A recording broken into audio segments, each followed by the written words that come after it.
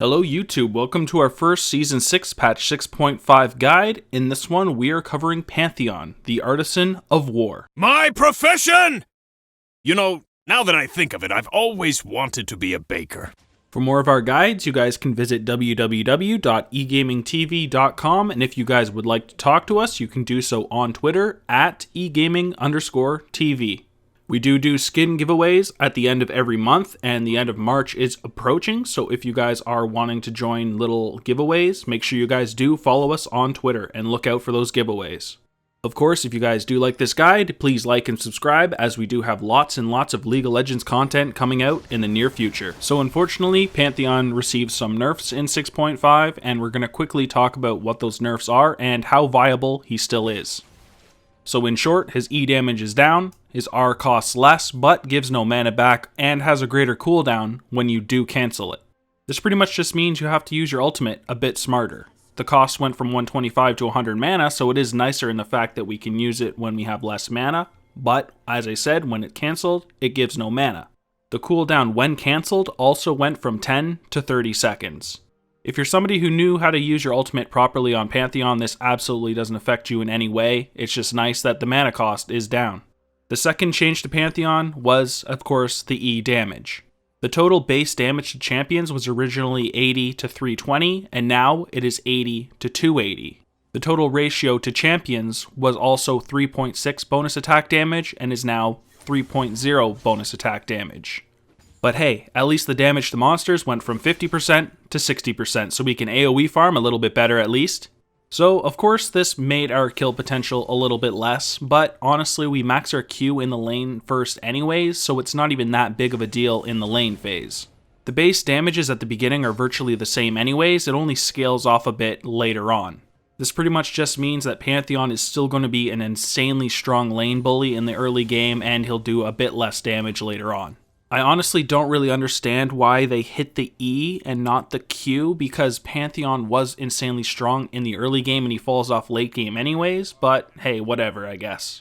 Despite these two changes, Pantheon is still a really strong mid and top laner, so don't worry about it too much. With his passive, he's one of the best traders in the game still, and he can bully the crap out of pretty much every champion in the game anyways. Alright, so with those 6.5 changes out of the way, let's look at his pros and cons, starting with the first pro, which is he is a great lane bully. This pretty much comes down to the fact that his Q does a lot of damage, and it's very spammable. On just a 4-second cooldown without cooldown reduction and 140% bonus AD ratio, this deals a shitload of damage over and over. There are a very limited amount of champions in the game that can deal with this harass, so make sure you friggin' use it. Another pro Pantheon has is it's easy to farm. And hey, this got even a bit better in 6.5. So first thing to note is he's got a lot of attack damage early on, since he can go for long swords, since he does go for a Yumu's first. For people that do struggle with last hitting, miscalculating amount of health on minions, this will be great for you, as getting the last hits is insanely easy when you do have attack damage going up rather quickly. If you are somehow losing lane, you do have your Q as well that you can use to shoot minions down and get last hits that way if you do need to. Lastly, when you do have large clumps of enemies that you want to clear rather quickly, you can spam your E on them and do lots of AoE damage. Pantheon's third pro is his insanely strong passive, which makes him great at trading. After applying 4 basic attacks or abilities, Pantheon blocks the next incoming basic attack from an enemy. This is amazing for doing trade. You can simply keep spamming your spear out and hitting minions to get the last hits, getting your passive shield so they can't do any damage back to you in return. With both your spammable Q, the fact that you have a stun in your W, and this passive, you are one of the best traders in the game. That actually brings us right into our fourth pro, which is he has a targetable stun. His W skill has a 1-second stun at every level, so we only have to actually take 1 point in it to get really good effect. It's also got a 600 range, which makes it rather decent for a melee champion to close a gap and stun a target. Pantheon's also a great roamer, which is why he's actually rather strong in the mid lane as well as the top lane. With his ultimate, which we'll look at a bit later on, he can jump into a lane and help his team.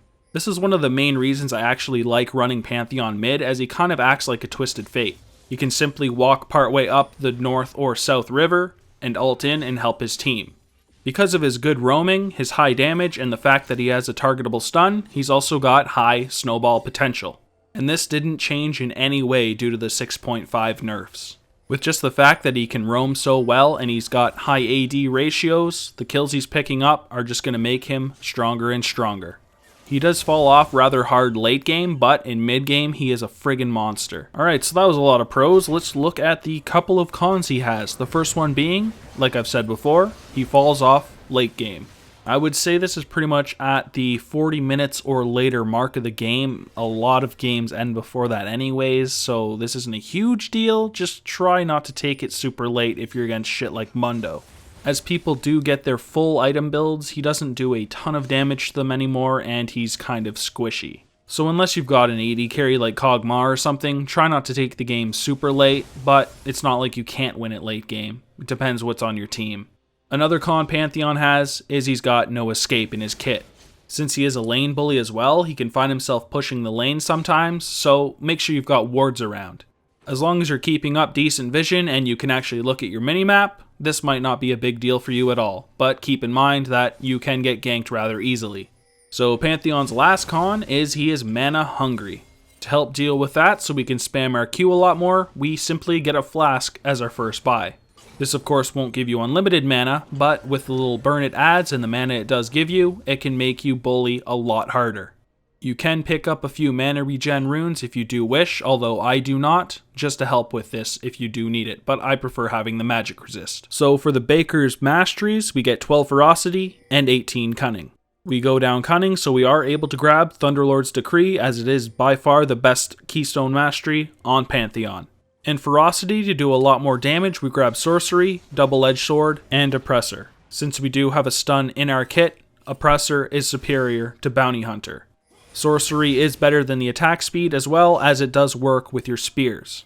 We also grab Vampirism over Natural Talent because getting a nice little bit of lifesteal in the lane just helps you stay in there a bit longer. We start in Cunning by grabbing Wanderer, just so we have a bit more movement speed so we are able to get to team fights. We are one of the best mid lane roamers, so take full advantage of it. Assassin is also the best mastery by far in the next row, as it increases your damage by 2%. It's pretty much all about making your spears do more and more damage to piss off the enemy opponent. Precision is also a great mastery, as it helps you get through any of the armor that they might have. Finally, Thunderlord's Decree is actually incredible on Pantheon since its E hits so fast. When you do go in for an E, you're guaranteed to get off a Thunderlord's Decree, assuming you do hit it, of course, and it is not on cooldown. People used to actually run Deathfire or Touch on Pantheon since it added a nice little burn on his spears, but this is not necessary. You already bully them like crazy anyways. Thunderlords is just much better for actual fights. For Pantheon's runes, we grab as much attack damage as possible, and some armor and magic resist. So to do this, we grab 9 greater marks of attack damage, 9 greater seals of armor, 9 greater glyphs of magic resist, and 3 greater quintessences of attack damage. Attack speed is a lot better on most champions, however, not on Pantheon. The one alternative I would say would be to get some mana regeneration in your blues, but I do not find this necessary since I go back often enough and keep buying to snowball the lane that I usually always have mana. If you do feel like you're going to be against a really hard opponent, then you might want the mana regeneration to make sure that you can spam spears over and over and over.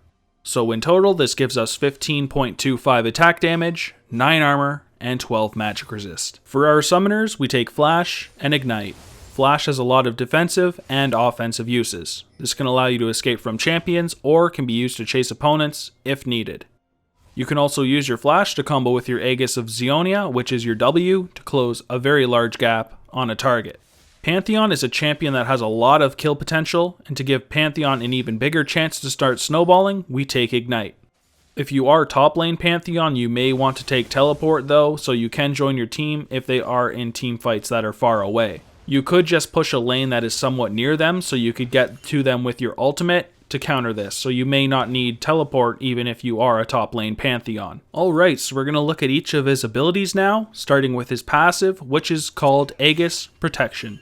After applying 4 basic attacks or abilities, Pantheon blocks the next incoming basic attack from an enemy champion, large minion, large monster, or turret. You actually get this very often if you are spamming spears and hitting minions at the same time. After you do get Aegis Protection up, go in for a trade, as you are going to win 9 out of 10 trades. This also comes in very handy if you do want to tower dive somebody, as it will block a turret shot. If you are snowballing rather hard, don't stop. If you know you can kill somebody under tower, do it. Jungle Pantheon is actually something that's also really viable. Of course, this guide's not really covering that. I will make one that covers that in the near future, but having this blocks damage from large monsters as well, so you are somewhat safe in the jungle as well. Alright, so let's look at his Q, which is called Spear Shot. And Pantheon hurls his spear at the target enemy, dealing them physical damage. The physical damage is between 65 and 225 base, plus 140% bonus AD. Holy shit. The range is 600, the cost is 45 mana, and the cooldown is only 4 seconds. This right here is why Pantheon is so strong. High base damage with 140% bonus AD on just a 4-second cooldown at 600 range. That is really, really strong. Since it's really strong, use it. Don't be one of those passive pussy Pantheons that actually just sit in lane farming. You need to snowball, toss your spear. If you are low on mana, make sure you combo the flask with a spear shot so you add an extra little burn on the target. Doing that effectively is really going to piss off the enemy opponent, and they're going to have to leave the lane way before you do. Because this ability is so obnoxiously strong, we max it, of course, first. Alright, so now for Pantheon's W, which is called Aegis of Zeonia. Pantheon dashes to the target enemy, dealing them magic damage, stunning them for 1 second, and refreshing Aegis Protection. The magic damage is between 50 and 150, plus 100% AP. The range is 600, the cost is 55 mana, and the cooldown goes from 13 to 9 seconds. So one thing to note is when you do use this, like it says, you do activate Aegis Protection, which is your shield. The thing you may not realize is it does not remove the stacks on Aegis Protection. So let's say, for example, you have 2 stacks already on Aegis Protection. You will jump in and probably pretty quickly take a shot, which will be blocked. After you do attack 2 times, you will then get Aegis Protection again really quickly.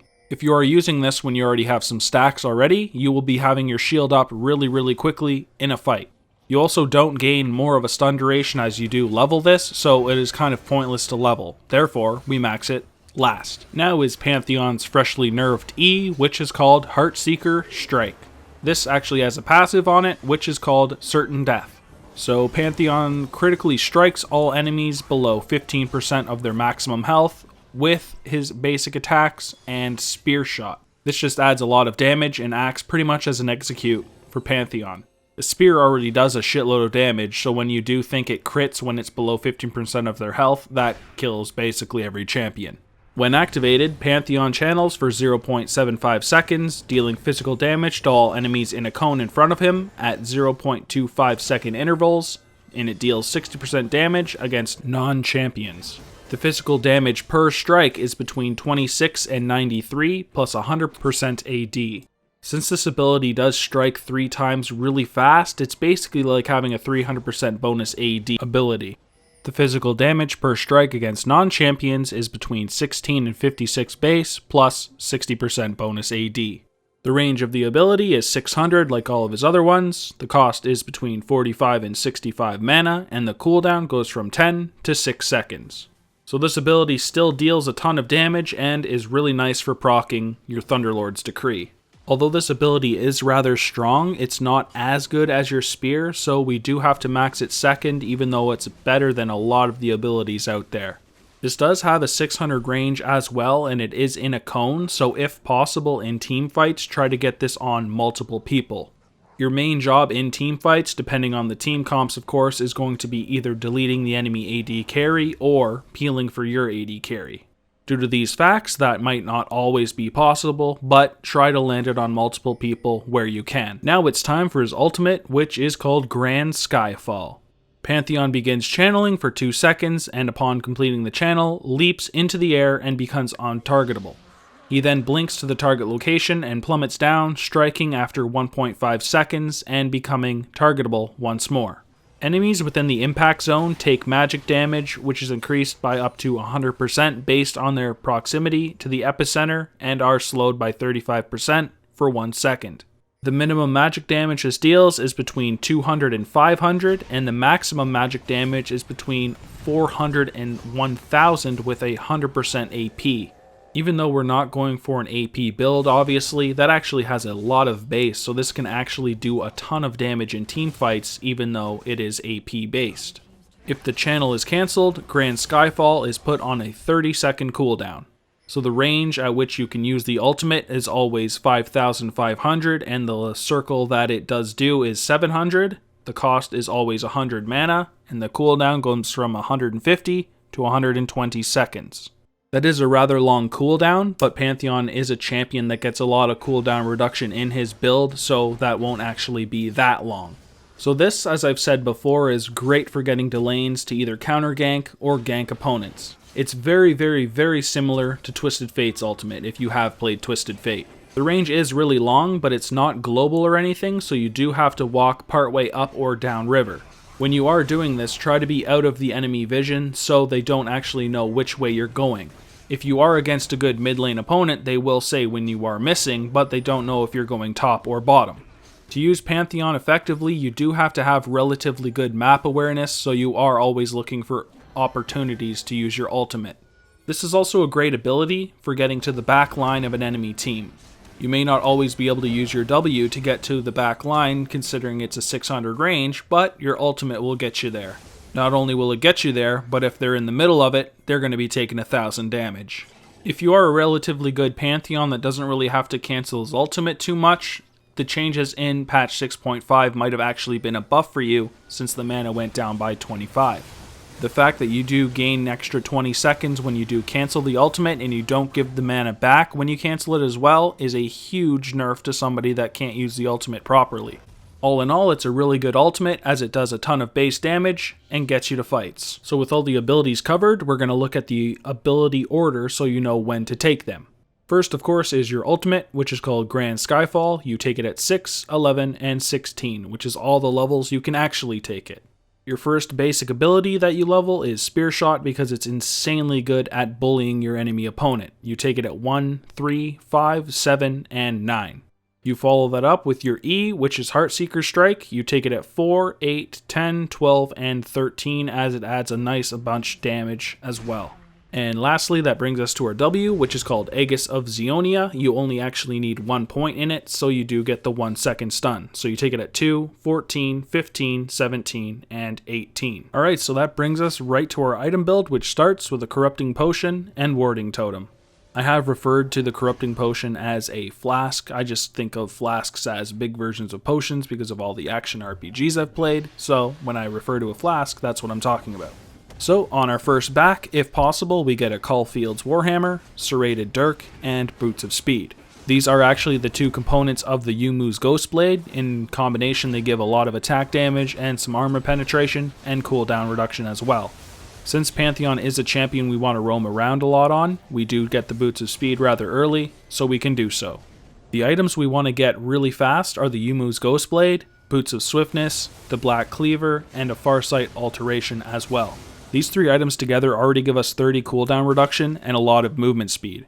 We're able to roam really fast with the boots and the Youmuu's activate, and we're able to use our ultimate a lot more often. With the Black Cleaver, we can even shred armor on multiple opponents with our E really fast, which is why it's so strong on Pantheon. Farsight Alteration is just a really nice little ward to have as you can check if bushes are safe when you are roaming around, or you can look far to see if you can land ultimate on somebody. Our full build is a Youmuu's Ghostblade, Boots of Swiftness, the Black Cleaver, Maw, Deadman's Plate, and Guardian Angel. The Youmuu's is a really nice item on Pantheon, so we can get our W on champions that are usually faster than Pantheon. This is also the reason we take Boots of Swiftness. Now you will notice that we only have 30 cooldown reduction with this build. You can get the Ionian Boots if you want, but I do prefer having the more movement speed. The Black Cleaver and Maw both add some nice armor penetration, and the Maw also gives some magic resist and a really nice shield against AP opponents as well. Since we are a melee champion and we need to get in the middle of fights, we also have to get a bit tanky, which is where the Deadman's Plate and Guardian Angel come in. Guardian Angel even got buffed a bit in this patch as the cost did go down, so it's even better item to get on Pantheon, although it was already really solid. So the first alternative, like I said before, is the Ionian boots. You can get these over the boots of swiftness if you do want to hit the 40 cooldown reduction, but I do prefer the movement speed from the boots of swiftness. Another alternative to get some cooldown reduction as well to get capped would be a Death's Dance, which is also really nice because it gives a lot of attack damage and it does do a bleed and does lifesteal. If the enemy team does have a ton of armor, because I mean you are an AD mid, so this could be the case, Mortal Reminder might be an item you want to get as well. This helps you get through all of that armor they have, and it is great to counter champions like Mundo or Swain, which have heals. The last alternative I list is the Duskblade of Drakthar. This is if you want to go for really high attack damage, assassin type of Pantheon, but I usually like to get tankier. It can work really well for deleting targets, but I don't get it that often. So Pantheon is definitely a champion that shines on a more aggressive player. You always have to be going in for trade since your passive is so strong, and you have to be trying to land your spear on the enemy opponent over and over and over again. If you are against something like, say, a Karthus, which I mean honestly you should just absolutely shit on, but if you guys are in a farm fest, he is technically winning the lane because he's so much stronger than you late game. He's also one of those champions which needs great map awareness. He typically has to snowball in the game, so you have to be watching your minimap for opportunities to use your ultimate to secure kills. So that pretty much covers it for our Pantheon guide. If you guys did enjoy this guide, please like and subscribe as we have tons and tons of League of Legends content coming out every day. For more of our guides, you can also go to www.egamingtv.com for a nice list of the guides there. If you would like to communicate with us, you can also go to Twitter at egaming_TV. We also do monthly skin giveaways for League of Legends, so if you guys do have a Twitter account, make sure you guys do follow us as you can enter those skin giveaways. Thank you guys for watching, and I hope to see you guys around the YouTube channel, Twitter, and our website. Take care.